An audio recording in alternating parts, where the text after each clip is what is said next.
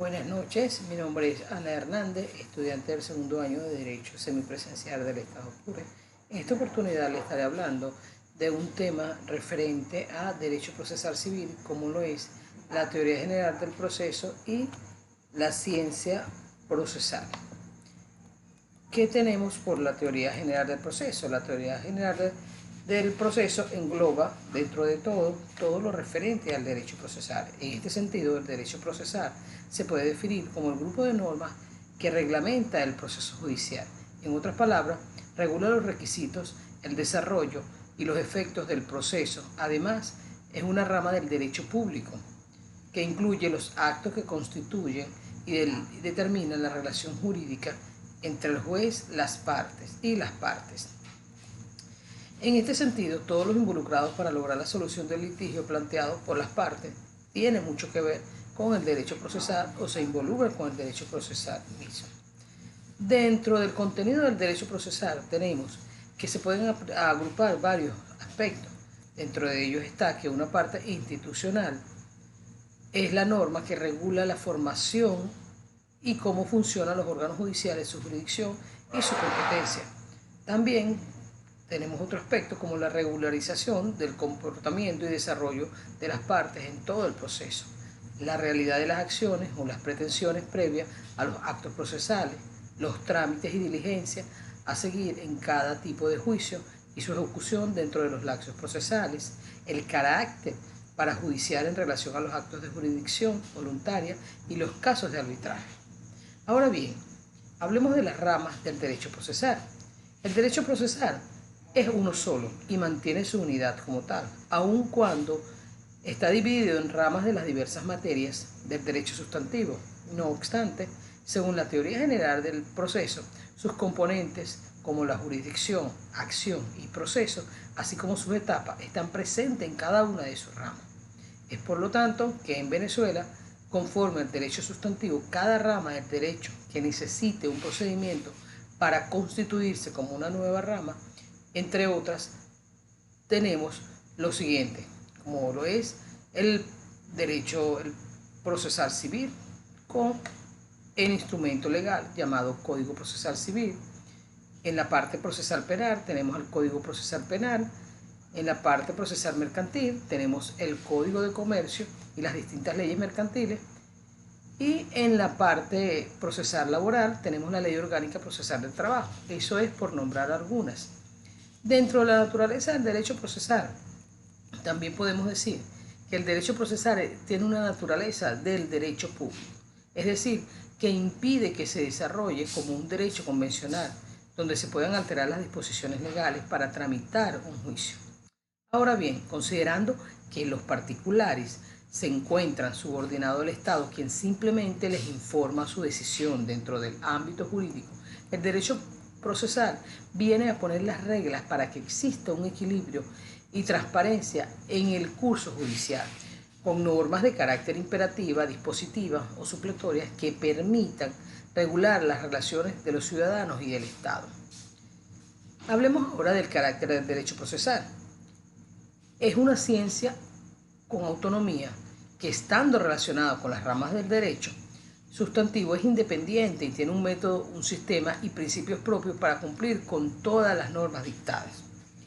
El formalismo es una de sus características principales, ya que es imperativo que existan normas y formas y los medios para que las partes y el juez exprese su voluntad. Es así como a través de demandas, recursos y alegatos por parte de los ciudadanos y el juez cuenta con sentencias, resoluciones y providencias para expresarse. En sí es un instrumento para la realización de la justicia, es decir, no es un fin, sino que se vale de las herramientas de los derechos naturales para lograr sus fines. Podemos nombrar así algunas terminologías del derecho procesal. Dentro de ellas podemos nombrar como lo referente a la parte, que cuando hablamos de parte es toda persona natural o jurídica que interviene en un proceso en defensa de un interés o derecho. También otra terminología muy usada es la demanda, que es el acto que da inicio al proceso, es decir, el acto procesal mediante el cual una persona que afirma la existencia de la voluntad concreta de la ley a su favor. Y así podemos nombrar tantas terminologías que están relacionadas con el derecho procesal. Ahora hablemos del carácter científico del derecho procesal. El derecho procesal como tal tiene sus principios científicos y dogmáticos que forman su estructura y lo diferencian de otras ramas del derecho. Tiene su propia elaboración doctrinal y científica y participa en sus resultados. Además, supone un saber sistemático, coherente, unitario y universal de las normas jurídicas procesales. Ahora pasemos al segundo tema que hoy les quiero compartir, que es la ciencia procesal, que específicamente hablemos del origen de la ciencia procesal. La ciencia procesal nace cuando aparece el principio de lo que es ilícito para obtener la justicia por sus propias manos. Y la solución que se le da a este conflicto es que los particulares deben someter sus diferencias al jefe del grupo. En la antigüedad se vio la necesidad de someter los conflictos a un tercero con autoridad, que podía ser el jefe de un grupo o un juez o un rey. Esta noción empieza a desarrollarse y a evolucionar cuando se entiende que la autoridad debe someterse a normas previas para administrar justicia, es decir, para resolver conflictos, se necesita aplicar una norma abstracta previamente establecida para casos similares. Cuando el derecho procesal civil romano presenta una apreciable evolución, eso es muy notable y resaltante en el origen del derecho, de las ciencias del derecho, ya que en la primera etapa el juez tenía una función de árbitro, al mismo tiempo apreciaba y valoraba las pruebas, y también el testimonio era la prueba casi exclusiva. Luego se fueron incorporando el documento, se fue incorporando el juramento, y de un modo u otro diferente en la República era el pueblo el que juzgaba. Reunidos en centurias o tribus, los jueces eran populares que resolvían los acuerdos a su convicción personal. Por su parte, en el imperio, el juez deja de ser árbitro para representar al Estado en función de administrar justicia, pero con el tiempo se le reduce la función al juez, estableciendo normas para valorar y establecer un valor a cada prueba, lo que actualmente en este momento se llama tarifa legal.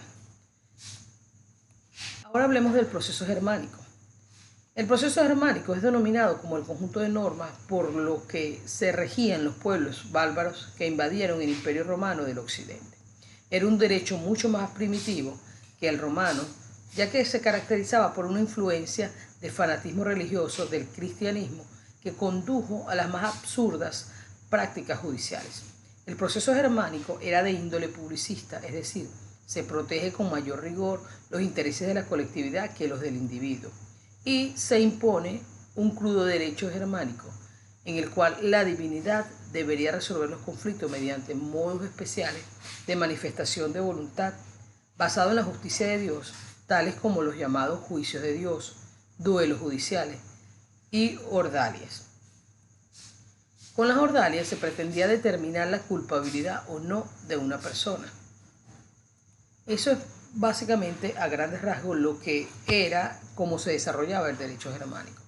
Ahora veamos cómo fue que nació la escuela científica alemana.